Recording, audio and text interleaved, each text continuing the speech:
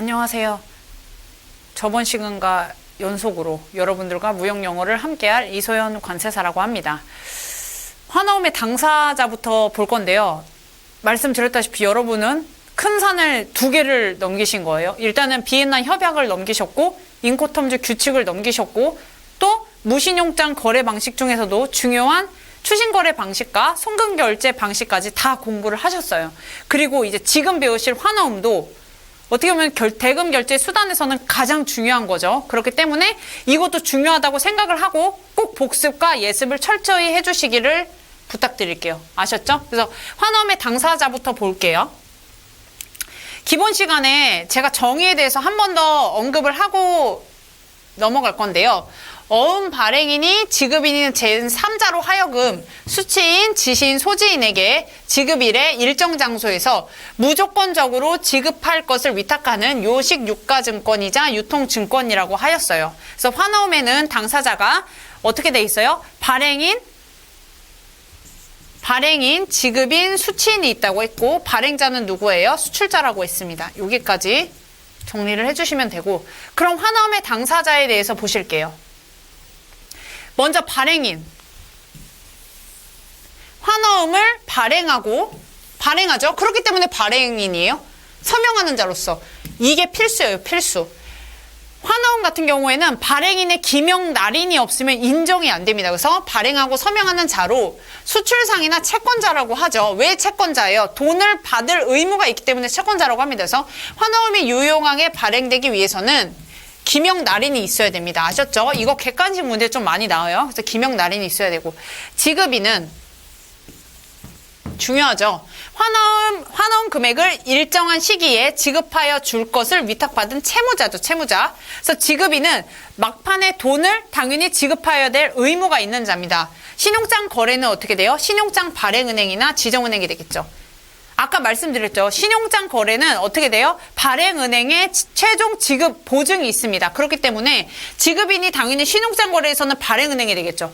그럼 이거는 뭘까요? 지정은행. 지정은행은 지급은행, 인수은행이 있는데 발행은행의 지시나 또는 수권 하에 지정은행으로 명시된 은행이 발행은행을 대신해서 지급을 해주는 거예요. 그렇기 때문에 지정은행이 지급인으로서 매도인에게 대금 결제를 하더라도 최종적인 지급 의무는 누구한테 있는 거예요? 발행은행에 있는 겁니다. 그래서 지정은행이 예를 들어서 매도인에게 대금 결제를 해줬는데 나중에 어떻게 돼요? 매수인이 파산을 해서 대금 결제를 못 받으면 발행은행은 지정은행에게 그 매매 대금 결제에 상응하는 돈을 대신 대금을 지급하여 줘야 되는 겁니다. 이해하셨죠? 그 다음 추신거래는 뭐예요? 무신용장 거래 방식이기 때문에 당연히 은행이 대금 지급 보증 의무가 없고 그렇기 때문에 매수인이 지급인이 됩니다. 이렇게 연계돼서 생각을 해주시고요. 제가 이렇게 표로 만들어놨어요. 여러분들이 보실 때 뭐가 신용장 거래일 것 같으세요? 이 둘 중에. 매입은행이 일단 껴있고 발행은행이 껴있으면 당연히 이게 신용장 거래죠. 잘 보시면 매도인이 화나움을 발행을 합니다. 그쵸? 발행을 해서 어떻게 돼요? 매도인이 발행을 해요. 화나움을 발행을 해서 매입은행에게 화나움과 서류를 매입해 줄 것을 의뢰를 합니다. 그럼 매입은행은 서류를 매입하고 어떻게 돼요? 환해음을 할인해서 대금을 미리 줘요. 그리고 나중에 발행은행이 누구에게? 매입은행에 돈을 줍니다. 그렇기 때문에 페이는 수취인이죠. 매입은행이 결국 수취인이 되는 거예요. 왜? 매도인에게 먼저 어음에 대해서 할인을 해줘서 할인이란 건 무슨 뜻이냐면 환가료나 수수료를 공제하고 대금을 준다는 뜻이에요. 이해가 가셨죠? 잘 보세요. 매도인이 물품 대금 결제가 500만 원이라고 해요. 500만 원에 대해서 원래는 나중에 발행은행으로부터 대금을 받아야 돼요. 근데 미리 돈을 받고 싶어. 선적서류와 화나움을 가지고 매입은행에게 갑니다.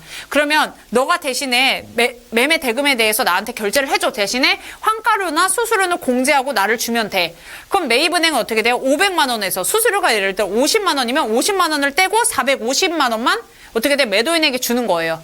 그러면은 돈을 지급 지급했기 때문에 최종적으로 돈을 나중에 받을 자는 누구예요? 매입은행이죠. 그렇기 때문에 수취인이라고 명시를 해주는 겁니다. 이렇게 생각을 하시면 되고, 대신에 추신거래를 보시면 매도인이 발행을 해요. 물론 서류는 당연히 핸들링을 하겠죠. 은행이 이렇게. 매도인이 발행을 하고 어떻게 돼요? 나중에 매수인이 대금을 지급해서 결국에 매도인이 받게 됩니다. 그래서 추신거래에서는 드로어와 페이가 일치를 하게 되고, 신용장 거래에서는 드로어와 페이가 일치를 하지 않게 됩니다. 여기까지 이해가 가셨죠? 화나옴의 종류를 볼게요. 화환과 무담보. 이거는 화나옴 종류뿐만 아니고 추심거래에서도 기억나세요? 추심? 추심 종류? 추심 종류에도 뭐 있었죠? 화한 추심과 무화한 추심이 있었어요. 제가 이거 어떻게 외우라고 그랬죠? F는 금융서류죠. C는 상업서류예요. 금융서류만 있는 거를 뭐라고 했어요? 금융서류만 있는 거를 무화환이라고 했어요. 상업서류가 있는 것, 한마디로 상업서류가 첨부된 금융서류는 화환이라고 했어요. 화환과 무화환의 차이는 선적서류, 즉 상업서류가 첨부가 됐느냐 안 됐느냐예요. 여기도 마찬가지예요. 이 지금 기본 개념을 가지고 계속 가시면 돼요. 화환은 어음에 뭐가 있는 거예요? 운송서류가 있는 거예요. 이해 가셨죠? 그래서 결론적으로 다른 상업서류와 함께 발행되는 어음을 화한 어음이라고 하고요. 무화한 어음은 운송서류가 당연히 첨부되지 않은 거죠. 알겠죠? 이게 왜 그러냐면 신용장 거래 종류에서도 나와요. 신용장 종류에서도 똑같이 화환 신용장과 무화한 신용장이 나와요. 그 신용장은 무화한은 뭐겠어요? 당연히 상업서류가 첨부됐다 안 됐다? 안 된 거죠. 이렇게 이해를 하시면 되고, 두 번째 일람 출급 어음과 기한부 어음을 볼게요. 요거도 헷갈려. 그럼 우리가 전에 배운 거랑 또 연계해 볼까요? 일람 출급 어음은 추신거래 방식 중에 뭐와 똑같다? 또 완전 똑같진 않지만 비슷한 건 DP. 그죠? 기한부 어음은 뭐와 비슷하다? DA. 이렇게 연계되어서 공부를 하시면 됩니다. 그래서 환어음은 어음상에 기재된 만기일에 따라서 구분을 해줍니다. 만기일이라는 건 대금을 막판에 결제해야 될 기간이죠. 일람 출급 어음은 뭐예요? 제시되는 즉시 대금이 지급되어야 하는 어음. 제시되는 즉시 대금을 지급하여야지 뭐를 받아요? 서류를 받아요. 아셨죠? 그러면 기한부 어음을 보실게요. 기한부 어음은 뭐예요? 결국에는 먼저 서류를 인수를 하고 나중에 대금을 지급하죠. 근데 기한부 어음에도 몇 가지 종류가 있어요. 이것도 제가 처음 공부할 때 약간 헷갈렸거든요. 그러니까 잘 보셔야 되고, at days에서 여기는 뭐 여러 일자가 들어가 있겠죠. 그래서 at days after sight에서 일람 후 정기 출급이란 건, 일람이라는 건 제시를 했다는 뜻이에요. 그래서 어음이 매수인에게 제시되고 난 뒤에 일정 기간 후에 지급되는 어음이에요. 예를 들어 여기가 45일이면 뭐예요? 어음이 제시되고 45일 뒤에 대금을 지급하면 되는 겁니다. 그쵸? 그 다음 일부 후 정기 출급이에요. 좀 어렵죠. 일부는 발행이라는 뜻이거든요. 그래서 어음 발행 후에 일정 기간이 경과된 후 지불되는 어음입니다. 결론적으로 일람 후는 제시가 기준이고요. 일부 후는 어음 발행이 기준입니다. 이걸 선생님들이 잘 안 알려줘요. 넘어갈 수도 있고 실제적으로 이해를 못하고 있는 분들도 있거든요. 그래서 완전 중요하잖아요. 이거를 막 모른다고 틀리거나 이러진 않지만 혹시라도 문제가 정말 말 그대로 정말 더럽게 나오면 이런 문제가 나올 수도 있다는 거예요.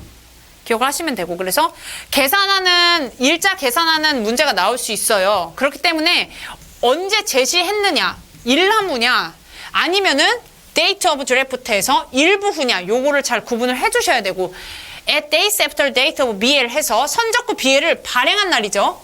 기준으로 하여 일정 기간이 경과된 후에 지급된 어음. 이렇게 해서 확정일후 정기 출급 세 가지로 보시면 되겠습니다.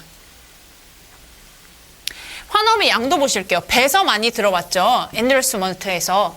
배서는 뒷면에 배서를 하게 돼 있어요. 어음이 당연히 앞이 있고 뒤가 있죠. 앞이 있고 뒤가 있어요. 근데 배서는 어디다 하냐? 뒷면에다 해요. 왜 앞면